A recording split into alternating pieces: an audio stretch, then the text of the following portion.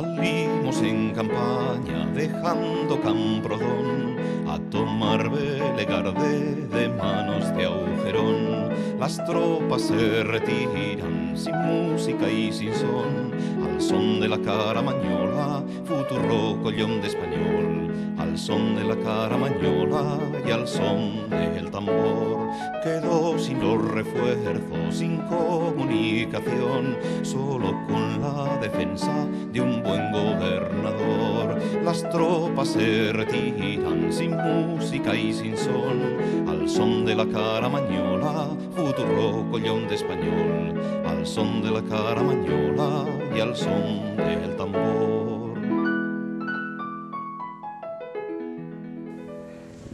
Buenas noches. ¿Qué tal? Tolerancia, sosiego, pensares y sentires profundos, capacidad para discernir y tomarle el pulso a los asuntos. Ese es el pálpito de Carmen Iglesias, el palpitar de su vivir. Una mujer de la que dicen sus biógrafos... ¿Tengo biógrafos? Sí, tienes biógrafos. Y dicen que tuviste una juventud vehemente y apasionada. Bueno, sí, eso yo creo que va en el temperamento. Vehemente, apasionada y también racional. Yo creo que en mi vida siempre he apostado por una idea de racionalidad. Carmen, la verdad. Con minúscula. Con minúscula, sí. Sí. Yo te preguntaré luego. Hay que ser más modesto. Hay que ser más modesto, sí. Los absolutos hay que tener un poco cuidado porque nos llevan generalmente a la tiranía o a cosas Bueno, eso lo parecidas. dijiste en tu discurso de entrada en la Real Academia, precisamente. Ese era uno de los hilos conductores, el de los absolutismos. Sí. Y hablabas ahora de la derecha y la izquierda. ¿Por qué los españoles, para unas cosas somos de derechas y para otras de izquierdas, según nos convenga? Hay un momento a partir del 19, creo yo, a partir de las guerras carlistas y de la herencia de las guerrillas y demás, en que el español considera, sobre todo en política, pero en general, el sectarismo como virtud. Y eso sí que es malo, ¿no? Nosotros y los otros. Y en épocas ahora de crisis, pues eso pasa en las transiciones, en la transición que hubo en el 19 de Cánovas y Sagasta, eso se olvidó. En nuestra transición del 78, eso parecía superado. Y ahora vuelve otra vez esa idea de que este no es de los nuestros.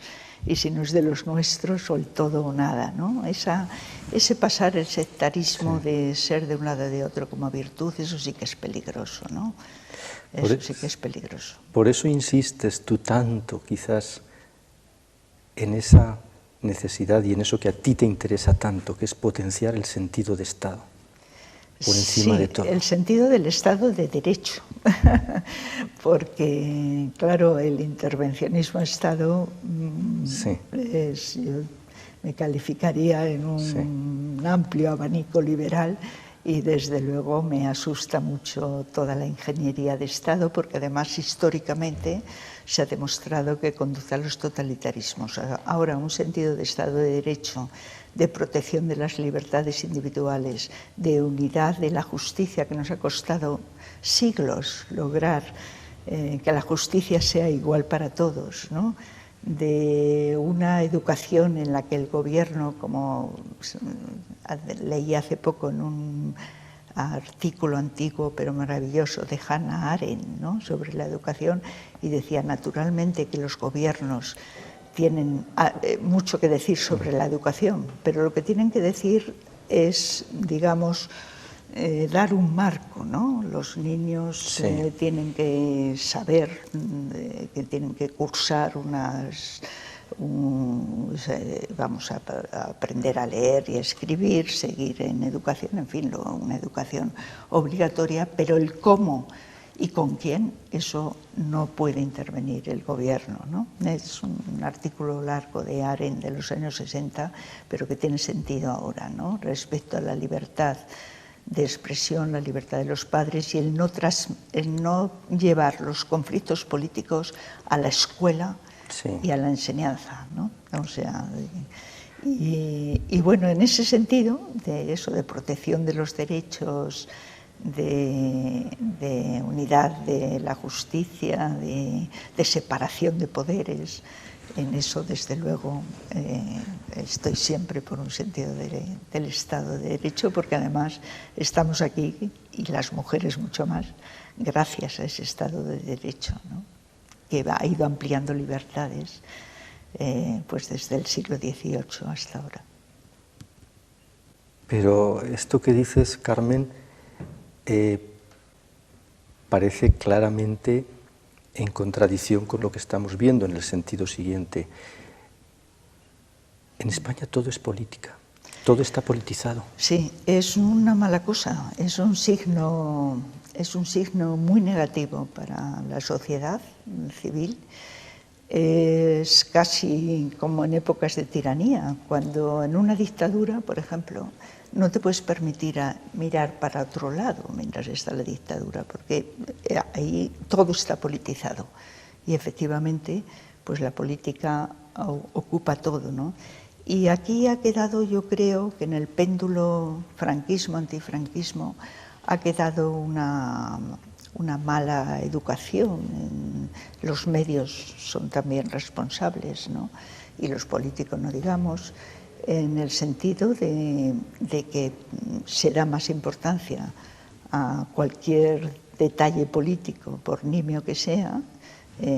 Se respeta demasiado el poder político, ¿no? En el sentido, por un lado ahora, pues se está acusando, los políticos no son absolutamente necesarios, no quisiera que nos equivocáramos en eso, ¿no?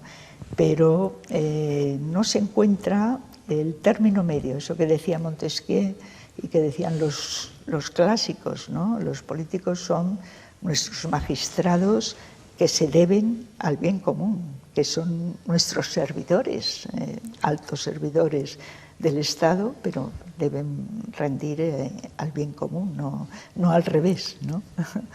Y creo que eso está muy tergiversado, sí, en una democracia como la que tenemos actualmente en España, en que la partitocracia pues está devorando en parte algunos de los principios fundamentales de toda democracia, ¿no? Como es la separación de poderes y otras muchas cosas que, en fin, no harían esto interminable. Estamos en la Real Academia de la Historia, de la cual Carmen Iglesias es académica, además de serlo de la lengua. Carmen, lecciones de la historia. Lecciones de la historia que no aprendemos, que no acabamos de aprender los españoles. Tú que sabes tanto de eso, ¿cuáles son? Bueno, yo siempre digo que la historia enseña, pero que efectivamente no estoy segura de que podamos aprender. Algo a veces se aprende. Por ejemplo, la transición nuestra del 75-78 en contra de algunas unido. Yo siempre he defendido, y lo tengo escrito, que no es producto del olvido, sino precisamente de la memoria. Los constituyentes de aquel momento, ¿no? Y los españoles, yo creo que la sociedad española, en un amplio abanico, esas clases medias ya formadas a lo largo de muchos años, eran muy conscientes de que no se podía volver a repetir lo que había ocurrido en los años 30, que los dos extremos de derecha e izquierda no podían, digamos, llevar al grueso de la población, al ciudadano común, a un enfrentamiento civil. Y precisamente porque estaba muy presente esos antagonismos que habían llevado a una guerra civil que no tenía por qué ser inevitable, o sea, viendo históricamente con cuidado, pues podía haberse obviado indudablemente en ciertos momentos, no a partir de cierto umbral, pero sí antes, se hizo la transición del 75-78. O sea que ahí sí que se aprendió, ¿no? Y luego, pues, la historia humana es muy compleja, va en zigzag. Yo creo que en la España democrática una de las asignaturas pendientes que nos han quedado y que no ha resultado es la educación, y por lo tanto no se ha educado en historia y en humanidades como se debía. Ya sabemos que es un déficit que está en toda la sociedad occidental, pero desde luego en España es casi una, vamos, desde muy temprano es un poco catastrófico, y entonces los jóvenes y la gente les falta lo que yo llamaría conciencia histórica, que no se trata de recordar las fechas y de saber, eso está en las enciclopedias, y lo que hace falta es tener una educación para saber que si te hablan de los comienzos del cristianismo, pues no comienza en el siglo XII, como alguien dijo, ¿no? en un pequeño examen, ¿no? Sino tener una idea coordenada, una idea de coordenadas generales. Pero la conciencia histórica a la que yo me refería es el saber que llegar hasta aquí, este Estado de Derecho que estábamos comentando, esta democracia que con todos sus defectos nos permite, vamos, no tiene comparación con otro tipo de regímenes, ¿no? Es perfeccionable, pero estamos asentados en ella, ¿no? Esta protección de libertades, llegar hasta aquí ha costado mucho. Ha costado muchos siglos, muchas luchas, y luego que nunca el progreso, nunca, si esto lo podemos llamar un progreso en ciertos aspectos, nunca es lineal, es en zigzag, somos efímeros. Lo efímero no quiere decir que sea pasajero, pero que hay fechas de caducidad en nuestras propias vidas individuales, y que las cosas, si no se cuidan, las instituciones hay que cuidarlas, porque por un lado son fuertes y son flexibles, pero también el ser humano tiene impulsos destructores, y a veces en nuestro país somos un poco propicios a ello, en el sentido... cuando me preguntabas qué no hemos aprendido, pues no hemos aprendido, bueno, a respetar nuestra historia, pues como la de todos los demás, ¿no? O sea, un francés o un inglés a mí me dan siempre mucha envidia,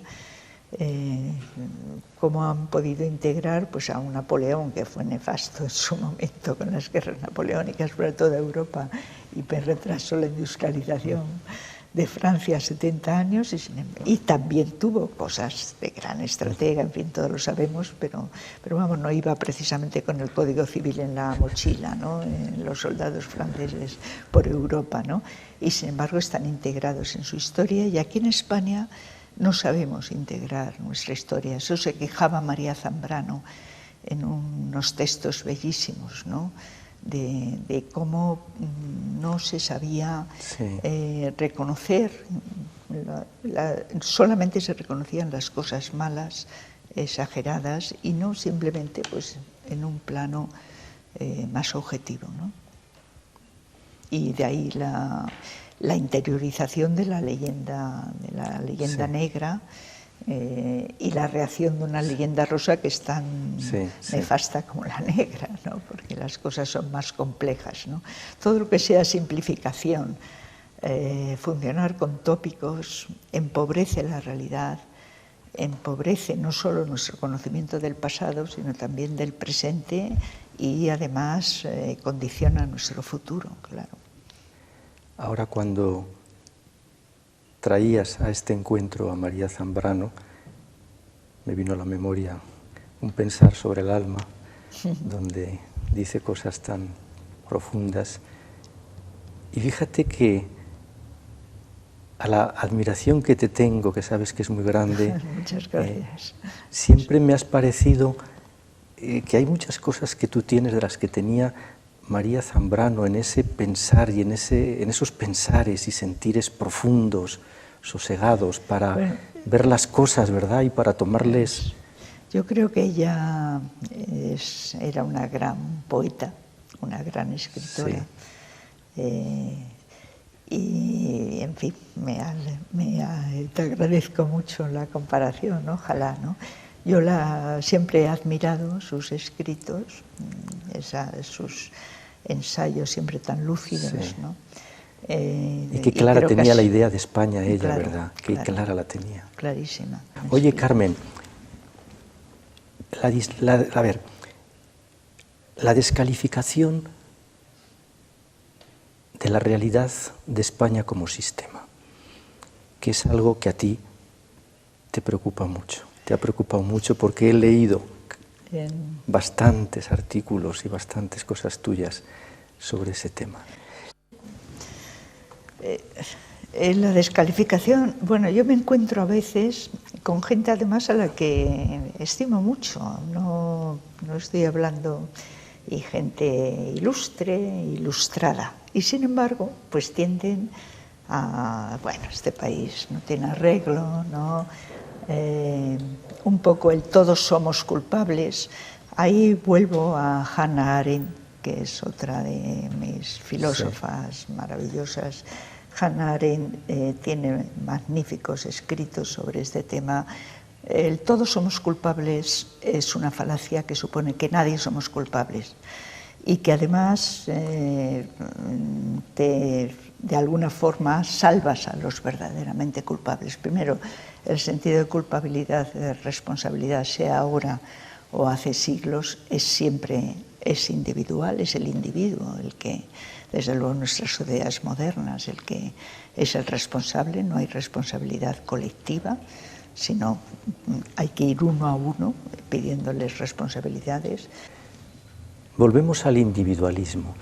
Individuo y valores morales fue tu discurso de ingreso aquí, en esta casa, en esta Real Academia. Individualismo noble, individualismo burgués. Sí. Claro, porque es una historia en Occidente muy apasionante, ¿no? Cómo se va formando ese predominio del individuo sobre el grupo. Lo natural es el grupo. Lo natural, decía un antiguo maestro mío, Nicolás Ramiro Rico, primero es la sociedad y luego la soledad. Primero es el grupo donde nacemos, el que nos da el lenguaje, las costumbres, no solamente las leyes y las normas, sino algo mucho más profundo. Y luego el elaborar la autonomía moral del individuo y que esa autonomía moral sea aceptada por el grupo, porque siempre ha habido individuos autónomos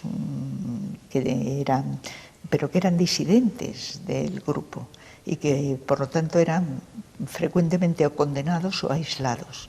Nuestras sociedades, y es una contradicción, intentan que conviva el grupo y el individuo y que tenga predominio ese individuo. Por eso la importancia de la responsabilidad, ¿no? La importancia de que tenemos derechos, pero tenemos también obligaciones y somos responsables de ello. Y somos responsables de lo que hacemos.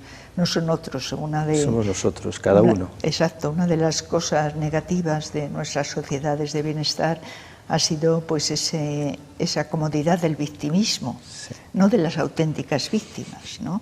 De la gente que ha sido machacada, o en fin, antes hablábamos de los totalitarismos, aquí podemos hablar de las víctimas de ETA o de terrorismos, que son las verdaderas víctimas, sino estoy hablando de otra cosa, del victimismo de echar la culpa siempre a los otros, ¿no? De no asumir nunca la responsabilidad que uno tiene, ¿no? Tú siempre insistes mucho en eso, en que las respuestas son individuales y las responsabilidades son individuales y que cada palo aguante su vela, ¿verdad? Lo que pasa que como vivimos en sociedad, eso va unido a la necesidad de estar también con los otros, claro, de comprometerse claro. con los otros, de no aislarse, ¿no? Es otra cosa. Y de formar... Pero una siempre cosa es desde el formar, individuo. Exacto, una cosa es formar asociaciones y otra es que te impongan una cofradía, ¿no? Que es otra cosa muy distinta. Es otra cosa distinta. Muy distinta. Oye, Carmen, ¿y todas estas cosas se las enseñabas al príncipe de Asturias cuando era su preceptora y le decías estas cosas y cómo las recibía? Cuéntanos cómo era eso. Pues muy bien, yo siempre que me preguntan al príncipe le he dado el mismo tipo de clases que he dado siempre en la universidad y en todas partes, ¿no? Con la diferencia de que era un solo alumno en vez de una clase, ¿no? Tuve la suerte desde el principio, me di cuenta de que había dado con un interlocutor maravilloso, una persona, el príncipe es una persona con una gran curiosidad y con criterio, con gran sentido, y le decía esto y muchas más cosas. Pero efectivamente eran unas clases durante muchos años que lo pasábamos muy bien. Yo lo paso bien siempre enseñándome. Lo que más me gusta es aprender, porque ese sentido de lo efímero lo he tenido desde muy joven, ¿no? Y entonces pertenezco a esas clases medias que en definitiva se lo deben también a la tradición judía, que nos decían que habían pasado guerras, habían pasado ese zigzag de la historia, y nos decían, en mi caso, niña, aprende todo lo que puedas, porque eso es lo único que nadie te puede quitar. Y eso es muy de tradición judía, llevar con uno y además disfrutar con ello. Y si te gusta, pues mucho más. Pero claro, la segunda parte de eso es transmitirlo. O sea, precisamente porque no somos seres solitarios. O sea, somos individuos, pero no somos seres solitarios. Y entonces la transmisión, incluso eso se hace más realidad y se hace más potente cuando lo transmites, cuando lo tienes que verbalizar o que hacer, poner en escritura para que los demás lo entiendan, lo rebatan, lo maticen, lo que sea, ¿no? Entonces la verdad es que yo en general las clases, los seminarios, lo he pasado siempre bien, ¿no? Lo ha pasado siempre bien, pero no crean que solo con la historia, como ella dice, y enseñando, porque ahora le vamos a sacar los colores a Carmen Iglesias también, ¿no? Que no se crea, que no se crea. Aquellas fiestas que dabas en tu casa, que duraban 2 días, Carmen, bueno, 2 días. Una vez. Teníamos un chalet en la Sierra de Madrid, bueno, muy cerquita, ¿no? Cerca de Galapagar. Y bueno, además éramos todos profesores muy jóvenes y decidimos una vez dar una fiesta de primavera y efectivamente pues empezamos. A mí siempre yo creo que a mucha gente de mi generación, sobre todo desde luego a las mujeres seguro, los hombres eran más prudentes, nos ha gustado mucho bailar siempre. Y entonces hicimos una fiesta en el jardín, empezamos al atardecer y lo pasamos muy bien, la verdad es que... ¿Y cuándo acabó? ¿Cuándo acabó? Y claro, acabó pues a las 7 de la mañana la primera parte, porque además tuvimos la suerte de tener uno de los amigos que ha muerto hace poco, Antonio de Casas, que pertenecía a la familia de los García Lorca, y cantaba maravillosamente, cantaba... Y a las de 5, calculo yo, de 4:30 a 5 de la mañana a las 7, estuvo en el silencio aquel de la noche madrileña, aquella en el campo, cantando un flamenco maravilloso, acompañándose solo con el tamborilear sobre una mesita que había allí. Y fueron momentos mágicos. Y luego ya pues la gente se fue a dormir y luego pues había que comer y luego ya vino la merienda y seguimos un poco y al final resultó que casi estuvimos todo el fin de semana. Lo pasamos muy bien. Veo que se recuerda porque fue hace 1000 años. No, hace 1000 años no. El 72 o por ahí, calculo yo, el 72, porque estaba yo con las oposiciones y eso, y no, con la tesis, y oposiciones con la tesis todavía. Carmen Iglesias, grande en inteligencia, en cultura, en saberes y decires, como han visto en esta entrevista, y grande en bondad. Eso es lo que más me importa. ¿Qué es lo que más importa, verdad, Carmen? Sí, el ser, el que te recuerden la gente que has tenido cerca como una persona que les ha aportado y que ha sido buena, que ha sido de fiar. Yo creo que esos son modelos que uno elige sin saber bien cómo, como los topos. No sabes lo que quieres ser, pero sí lo que no quieres ser. Y en ese sentido me agrada mucho lo que dices y espero, dentro de los errores y los defectos que todos cometemos, que efectivamente eso sea lo principal. Lo principal, eso, lo que representa Carmen Iglesias. Una mujer que lleva toda la vida enseñando y haciendo el bien a manos llenas. Y que yo tenía una ilusión grande porque estuviera esta noche aquí con todos ustedes. Seguro de que me lo van a agradecer. Carmen, muchas gracias. Muchas gracias a ti siempre. Muchas gracias. Muchas gracias. Hasta pronto. Buenas noches.